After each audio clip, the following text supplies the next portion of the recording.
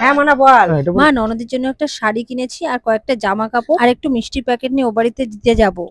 আরে কেন ননদের জন্য অত জিনিস নিয়ে যেতে হবে কেন? অত দামি জিনিস নেওয়া তোর কোনো দরকারই নেই। তার থেকে তুই এক কাজ করে একটা মিষ্টির প্যাকেট নিয়ে চলে যা, ওতেই হবে। আরে তো শ্বশুর বাড়ির সব টাকা কি তুই নিয়ে বসে আছিস নাকি? হ্যাঁ, আমি যেটা বলছি সেটা শোন। এখনো পয়সা জমাতে শেখ। তোর ছেলে মেয়ের জন্য এগুলো লাগবে, তো ফালতু খরচা করার কোনো দরকার নেই। শুধু একটা মিষ্টির প্যাকেট নিয়ে চলে যাও। বৌমা, আমার মেয়ের বাড়ি যাচ্ছ, তাহলে সব জামা কাপড় মিষ্টি সব তুমি গুছিয়ে নিয়েছো তো তুমি?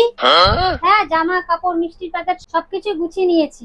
শোনো, ওসব কোনো কিছু দরকার নেই, এক প্যাকেট মিষ্টি নিয়ে নাও, ওটাতেই হয়ে যাবে। শোনো, তোমারও টাকা পয়সা জমাতে হবে, তোমারও ছেলে মেয়ের ভবিষ্যৎ আছে, সেগুলো তো দেখতে হবে নাকি? তুমি কারো টাকা নিয়ে বসে নেই, কিছু নিতে হবে না, এক প্যাকেট মিষ্টি দাও, চলো। কি মা, ঠিক বলেছি তো নাকি? হ্যাঁ বাবা, আমার এগুলো বলা না ভুল হয়ে গেছে।